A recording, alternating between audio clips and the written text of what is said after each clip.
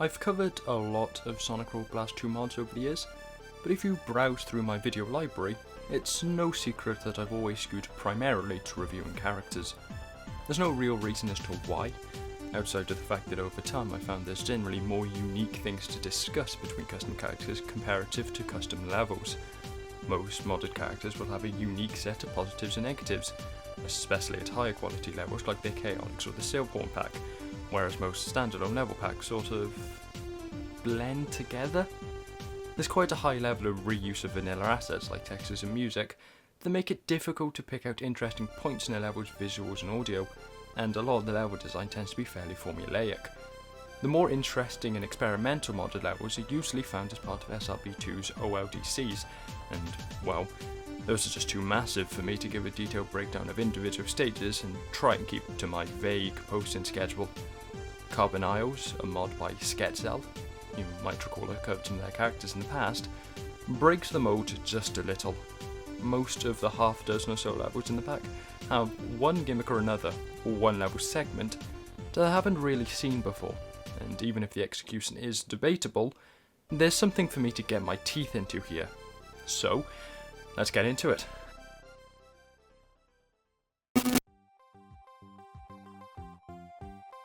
Carbon Isles is nominally a level pack, containing 6 main levels and a few bonuses, but there's a few other things that can be downloaded from the same mod page, even if they are separate files. There's a custom GUI, which we'll get to later, but more importantly there are a whole set of custom characters. There's Sketchzelle and Clone Metal Sonic, both of whom I've covered individually in previous videos, as well as overhauls for the entire vanilla roster. They aren't the main focus of the mod, so I won't cover them individually, but you can think of these as tweaks and expansions to their vanilla movesets.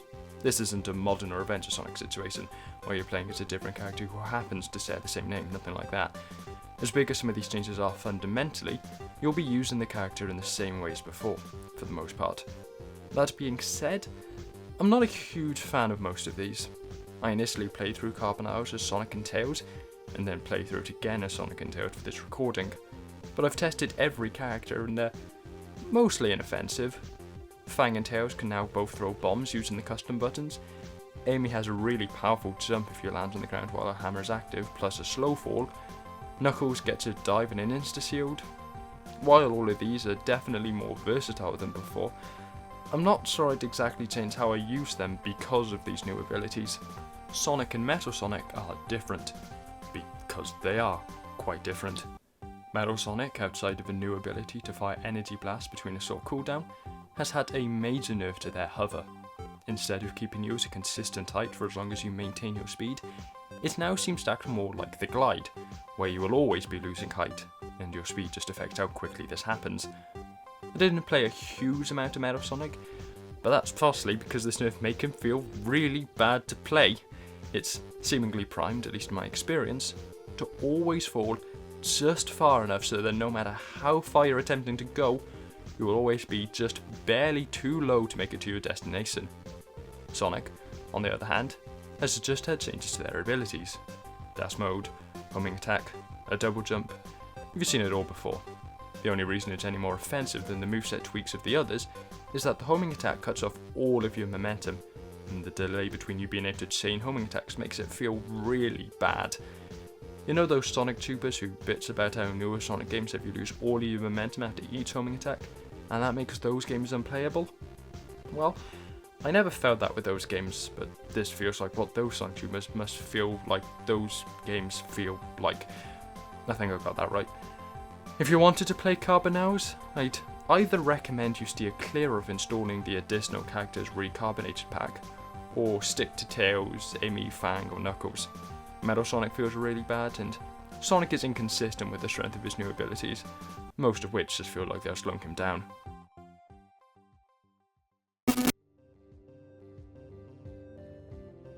Carbon Isles has a story. No, it doesn't. It has 2 cutscenes at the start, one of which has nothing to do with what happens in the mod, and both of which contradict each other. Therefore, we'll ignore it and move straight onto the level design. There are 2 zones, each of which fall into the standard 2-act and a boss structure: Seaside Coast and Soda Facility. They are clearly both direct parallels to Greenflower Mountain and Techno Hill respectively, but they have some interesting level design decisions. Seaside Coast Act 1 is about as linear as you can get, basically just being a series of rooms that ask different things of you. It's all pretty basic stuff though. Act 2 is a little more interesting, if only because it's easier to go faster for an extended period of time. You aren't constantly dropping into water sections or platforming over a death pit, and it uses some more interesting level gimmicks you don't see all that often. Plus, there's an increase in the number of alternate paths. The boss is just your standard Greenflower fight boss though, and as it turns out, changing the shape of an arena in fact does not make a fairly boring boss any less boring. Soda Facility is generally the more interesting zone, and it makes regular use of a recoloured version of Techno Hill's chemicals for various platforming sections. You don't see people use that gimmick very often, but it's not the only one in the zone. Act 2 has several sections where you're hunting for buttons to open doors, and it does this sort of backtracking and exploration without feeling too repetitive. The most unique section involves you making use of these specialised spring cells to form a path to the Act 1 ending, as you need to herd them and get into the right place so that when you destroy them you can use the springs they drop to get to the next platform. Act 3 is a more unique version of that Techno Hill boss than Seaside Coast managed with the Greenflower boss, plus it ends with an escape sequence, which is a nice touch. Then we have bonus levels. I unlocked 2, Emerald Coast and Soda Legacy, although it sounds like there should be a third by finding a secret somewhere in Seaside Coast. These aren't quite as good as the main levels, though for different reasons.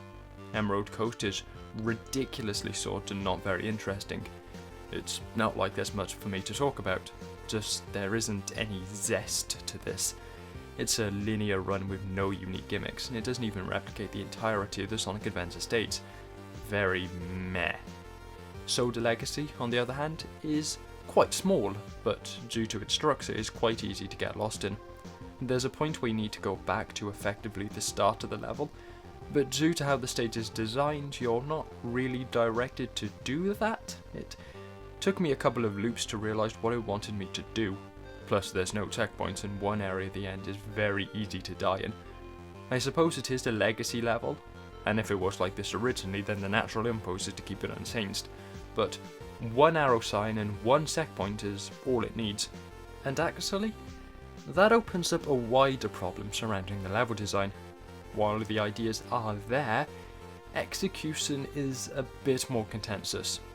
Signposting is a recurring problem, specifically in Soda Facility, as it can often be unclear where the game wants you to go and the level design struggles to actually herd you to it naturally. There are several grates you need to pass through to enter rooms, but they just look like vortexes, so they're all signposted by a massive red arrow. Just have the grate be open, or, assuming you want to make it more of a search, not that it is now because of the arrows, have it be slightly ajar or skewed, or have a light sign on it. Anything to more naturally draw in the eye. There's a maze where you're passing through the soda, but it's not much of a maze when the floor has big arrows guiding you through. If you want a maze, remove the arrows. If you don't want a maze, get rid of the alternate paths. That's not the only bit of jank either. There are a couple of semi-automated sections throughout the acts, one of which is where you're forced through an area using dash panels. Problem is, it's not quite calibrated right, so you can't fully let the game take control else you won't make it through, but it's also very easy to fall off the side and fall into a death pit. Another example? Maybe a bit more contentious, but there is this section where you're on a water slide and need to jump over gaps. Unique idea, but it doesn't work all that well. Specifically speaking, it can occasionally throw you to the side during a jump.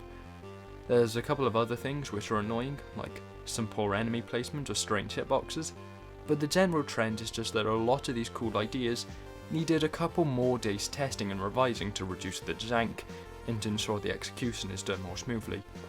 I'll admit I'm pretty sensitive, I suppose is the right term, to jank in my games. It really harms the experience for me as it feels like it isn't there intentionally or for a particular reason.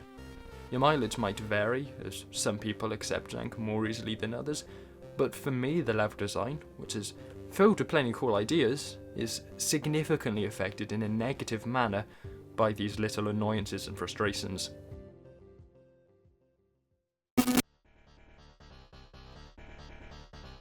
Regarding visuals, we have 3 areas to discuss: the levels themselves, the recarbonated sprite edits, and the custom GUI.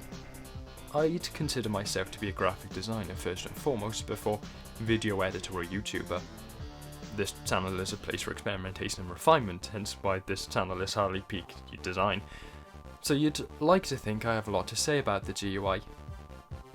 I don't. Like the base SRBT UI, it's just there. You don't really think about it too much, and it's not that interesting. I don't think it's as good as the vanilla GUI. It's not fully customized, it isn't as reactive, it doesn't change the fonts or transitions enough to become any more dynamic than before, but it's not awful. It's functional, it's there. As for the character sprite edits and the recarbonated pack, yeah, most of these are downgrades. For the most part, it's pretty much a universal increase in saturation and contrast, which creates this effect where the highlights of the sprites seem to be so pale as to be luminous, while the edges almost look like they come from one of those deep-fried meme videos from a few years back. We easily sift between blues, purples, and the actual character colours for most of the roster, except for Sonic and Metal Sonic. I actually like the colour schemes of these two specifically. They don't suffer from the aforementioned problems anywhere near as acutely, and indeed I think I prefer the new palettes over those from the base game. The brighter highlights benefit Sonic, and the slight greenish hue makes Metal Sonic look a little more like his modern counterpart. So, 2 out of 6 changes are improvements. Not a great outcome. In terms of the level aesthetics, you've seen similar levels a million times before. You've seen the themes, you've seen the textures, you've seen the objects, you've seen the enemies. Not much new here. Seaside Coast is slightly better than Soda Facility in this regard, in so much that it feels less of a direct riff on Greenflower Mountain, whereas Soda Facility is Techno Hill 100% of the way through. Sorry, my mistake. Some of the characters are now green or black, which represents soda and oil respectively. My bad. It's not offensively bad. I've seen some terrible looking levels in my time, but it is definitely derivative, and don't come into it expecting radically different themes from what you've seen before.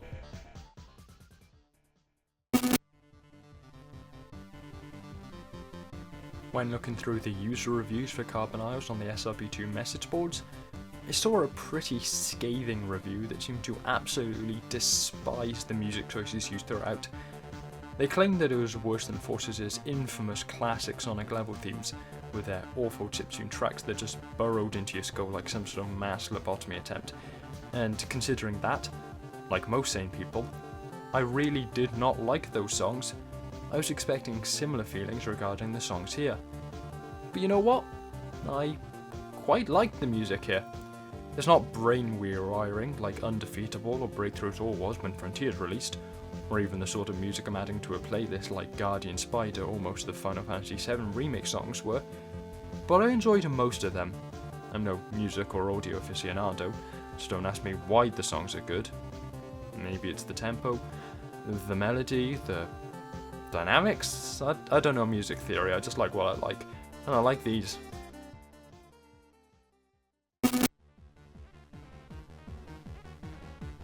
As I've repeated throughout this review, Carbon Isles is a dense collection of individual files that is built around a central set of levels, and they vary in quality.